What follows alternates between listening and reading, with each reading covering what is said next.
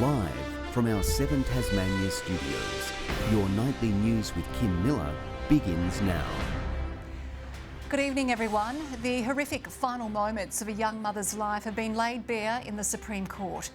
23-year-old Gabrielle Marshall was murdered by Colin William Drake, a stranger who lived on the same Ulverston street. Today, he and the victim's family sat in court as sentencing submissions were presented. Gabrielle Marshall moved to Ulverston for a fresh start, understood to be escaping a violent relationship in Queensland.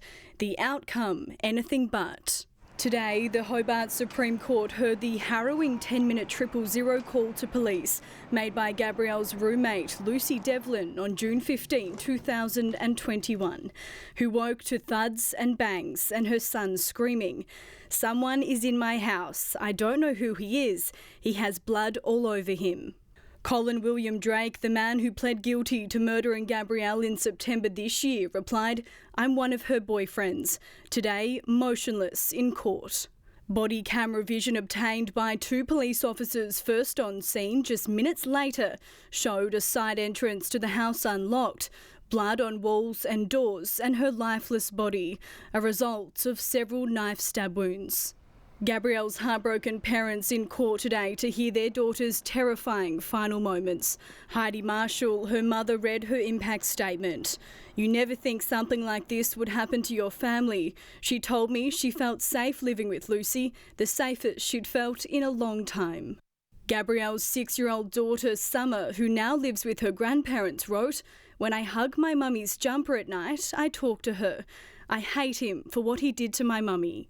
While a clear motive for Colin William Drake's actions remains unclear, the court heard he had a mild intellectual disability and an IQ of 60. It was also noted he'd suffered a traumatic childhood and physical abuse at the hands of his father. He'll learn his fate when a sentence is handed down next month. Ruby Cairns, 7 Tasmania News. Well, State Labor has defended its decision to wave through mandatory sentencing laws despite claiming to oppose it. The stance sparking anger today, so too an attempt by the government to debate the legislation immediately in the upper house. On its 4th attempt, the government has its best chance yet of introducing mandatory jail terms for child sexual abusers. It's not a hard argument to make. It's something that we know Tasmanians support. Prominent victim survivor and advocate Steve Fisher supports it. Many others with lived experience don't, and it's opposed by most in the legal sector. Where you introduce mandatory sentencing, a lot of defendants will simply say, "I'm going to go to trial." What happens is that victims, of course, have to come forward and give evidence, so it's re-traumatising for them. Despite holding the same concerns, Labor's waving the bill through. We've seen them use this as a political weapon too many times, and that hurts victim survivors. The issue now firmly a political one. I reckon that was offensive from the Labor Party to say those disgusting comments. This is all about children. I'm disgusted at the government for using this opportunity to play politics after the Commission of Inquiry, and I'm deeply, deeply disappointed and shamed on behalf of the Labor Party for having given in. In her speech last night, Ella Haddad said the government should debate the bill in the upper house this week if it was serious about the reform. They called that bluff, but Labor were non-supportive of the urgency motion, with the move also angering independents. It's just appalling and absolutely disgusting that a government would try and ram through a piece of legislation as sensitive as that without a proper process. The bill is now unlikely to become law until next year, and the government is going to need a vote from one of the upper house independents. There was progress on electoral donations reform this morning, though, with the bill passing the committee stage. It's expected to be passed by the upper house later this week, before going back to the lower house again. Josh Duggan, 7 Tasmania News. Tasmania Police has released a new action plan in an attempt to repair the complicated relationship between authorities and members of the LGBTQIA+ community. It's about improving the training, it's about improving policy, but most importantly, it's about building partnerships with the LGBTIQA+ community. Rodney Croom, who was arrested at Salamanca in 1988 while campaigning to decriminalise homosexuality in Tasmania, says it's a major step forward. It was because of that awful situation that we sat down with the police and decided it was time that things needed to change. A video has also been launched as part of the campaign. And locally, the office of the federal member for Franklin, Julie Collins, has been the target of pro-Palestine supporters. A group calling themselves No More Bodies in Gaza placed fake body bags there, saying it represents a number of deaths in Gaza an hour.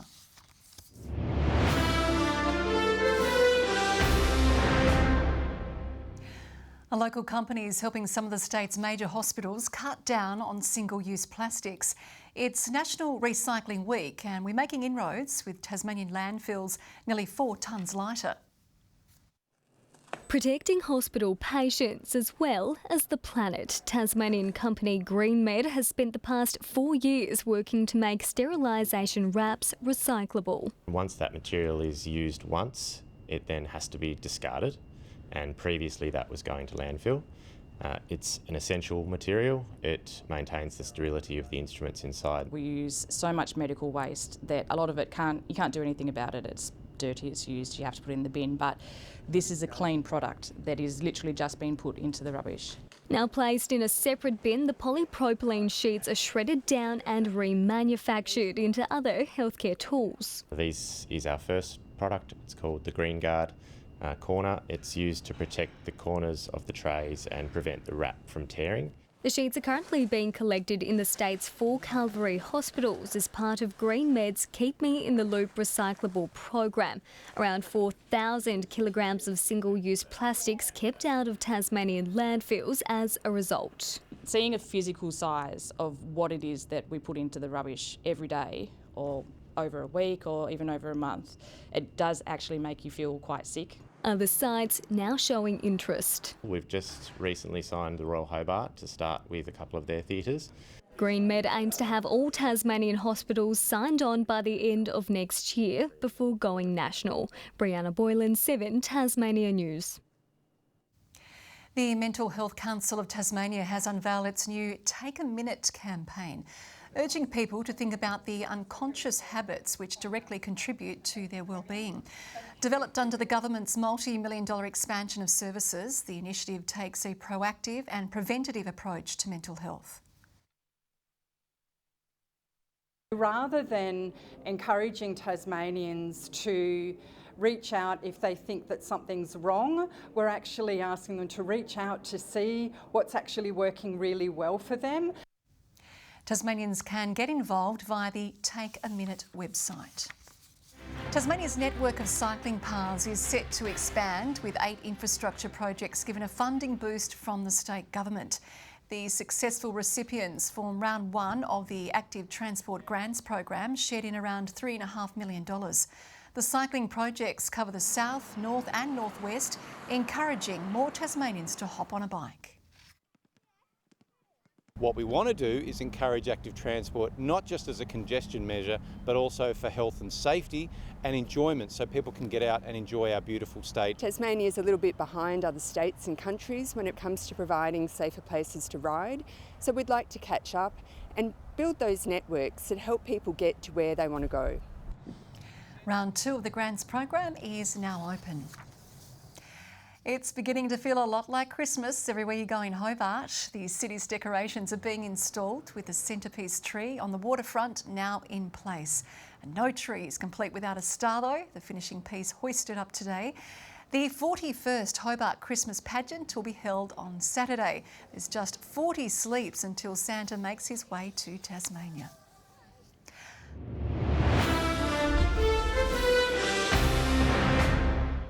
The Hobart Hurricanes have lost their 5th WBBL match in a row. Up against the Brisbane Heat, the Canes were off to a decent start with the early wicket of Grace Harris in the 3rd over. But Brisbane were able to post a massive score of 5 for 184. Hobart all out for just 131 in reply. I just think that the Heat came in with just greater intensity to try and be in the game. The Canes will try to turn their luck around against the Melbourne Stars on Friday. A former Grand Slam champion will return to Tasmania next year for the Hobart International. Sloane Stephens is no newbie to the tournament, playing in the 28th edition earlier this year. The American star says she's currently training hard ahead of the Australian Open, but will be trying more local food and exploring more of Tasmania while she's in town. It just adds credibility to our event once again as a place that the top players in the world can prepare for the Australian Open and set their year off on a high here in Hobart. The full field will be announced next month. Tasmanian soccer star Emily Navapoy is preparing to head to Canberra after her selection to be a part of the Junior Matildas extended squad. She'll take part in a camp next week with other girls from across the country. I'd say it's an honour to be selected. It's a great opportunity. I'm very excited to see where this goes and to be coached by some high-level coaches and play with some very high-level players as well. It's been a busy year for Emily. She recently competed in the National Youth Championships in Wollongong. Good evening, Hobart. 20 degrees today, Launceston and Burnie, along with Cressy and Bushy Park, our high of 21, Devonport 18. Near or slightly below average temperatures around the state. Lyawini kicked us off with a -1.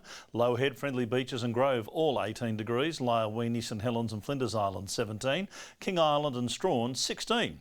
Patches of low-level cloud over the west and parts of the central east. St Helens 10 millimetres to 9 o'clock this morning, but since then just a drop at grey was the only report. Now low cloud is also seen over southern WA and parts of the southeast of the nation, with more streaming through central Australia. Tomorrow a low and troughs dominate the mainland. A high well to the south attempts to push up and across our way. Winds bringing a chill factor tomorrow. Southwesterly as strong as 20 to 30 knots with a 4-metre swell in the south. Strong wind warning for waters between Stanley and the tip of Flinders Island and from Tasman Island to Low Rocky Point. What I mean by a chill factor, 15 for Hobart with a shower or two, just 14 for Cygnet. New Norfolk a shower or two as well, temperature in the mid-teens. Launceston a bit better, cloudy and 19 degrees, 18 for Devonport, cloudy for Campbelltown 16. Burnie partly cloudy and 16 as well, 13 for Strawn with showers easing, a cloudy day for Smithton. And for St Helens a shower or two, 18 the maximum, 17 for Swansea, a possible shower for Fingal, 7 overnight, 16 the top. Here's Friday's forecast, showers over the west and far south, fine and sunny for the rest, and sunny over the north and northeast in particular. Partly cloudy on Saturday, maybe a shower for Hobart and Strawn, and on Sunday another shower to cool the runners in the Point to Pinnacle, cloudy conditions for most of Tasmania. Sunny and 29 in Perth tomorrow, partly cloudy for Adelaide, showers and 18 in Melbourne, showers increasing over Sydney, 25, a possible storm after a sticky 33 in Brisbane. Chilly still in Hobart, 14 degrees, but 17 in Launceston and Devonport. That's where we leave it tonight, Kim. Thank you very much there, Murph, and that is all we have time for tonight. On behalf of the entire team, thanks for joining us. Good night.